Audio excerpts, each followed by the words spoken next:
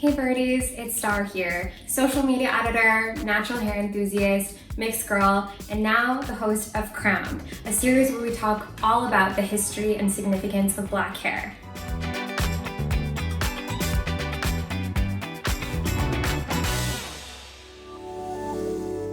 Today we're covering a hairstyle rooted in history and tradition, and one of the most iconic black hairstyles that is a piece of black culture, cornrows. The first thing to know about cornrows is that they were made specifically for curly, coily, and tight textured hair. What you might not realize is that curly, kinky, and coily hair is actually super delicate, so a braided style like cornrows helps protect them from moisture loss and breakage. All that to say though, at their core, cornrows are technology. They're a series of geometric patterns braided flat against your scalp. Plus, they're low maintenance, and they're actually the foundation of a lot of other hairstyles. They provide a scalp-like canvas for wig caps so that wigs can stay laid. Or they can just be styled by themselves in endless ways, or even with beads and string. So here's an example of one of my favorite hairstyles that my friend and celebrity stylist Nigella Miller did for me, where she started with cornrows and then added extensions to create this sick look. But braids are often appropriated by non-black people, which is just one example of how white supremacy devalues, erases, and exploits black aesthetics. Braids are often seen as a trend instead of a style that was created specifically for these textures. Even when it comes down to what they're called. Let's get this straight, there's no such thing as boxer braids. These are cornrows. So why do we care, and where did cornrows come from? While braids are found in various cultures, cornrows are an authentically African hairstyle designed for black hair textures. Cornrows were created and worn by various African societies, and they were part of tribal customs. In Africa, braids were a way to show people who you were. They signified your tribe, your marital status, your wealth, your religion, and more.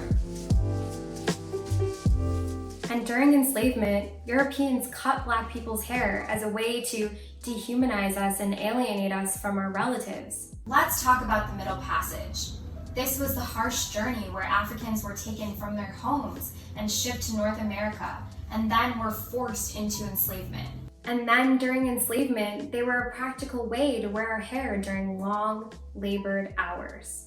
Now that we know the origin and how it was worn originally, let's fast forward to the Great Migration in 1920, when black people moved up north for better jobs.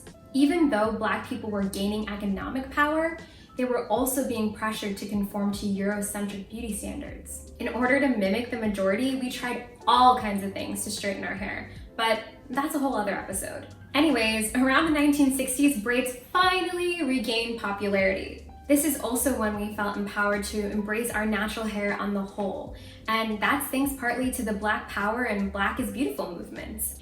And while these movements were taking place, they were seen as radical. So when the late Cicely Tyson wore cornrows for the first time on television in 1960, it was a historical moment in American television. For once, black hair wasn't about conforming. Mind you, this is a time when black people couldn't vote, work where they wanted, live where they wanted, be respected, or even live freely. It was huge to see our heritage on TV.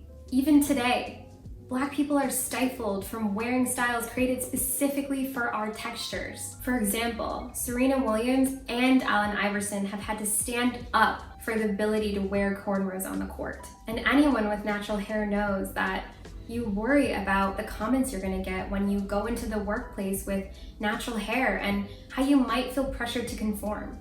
When I started interviewing for jobs after college, I wanted to go natural so badly, but everyone in my life told me that I should keep my hair straight in order to secure a good job. They told me that straight hair would help me blend in.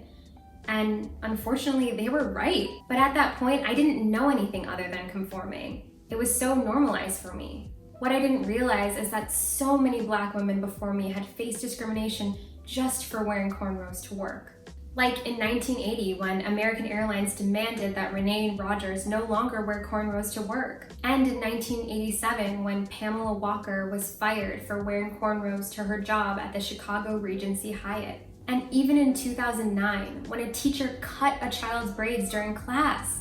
That's why when we talk about and when we see cornrows today, it's so important to recognize that Black people are discriminated against and even face job loss for wearing cornrows, while non-Black people just don't. Braiding isn't just about hair. It goes back to societies all over Africa and has traveled with African people all over the world. Braiding is a symbol of perseverance and tradition, but most importantly, it reminds us that Black hair is Black history.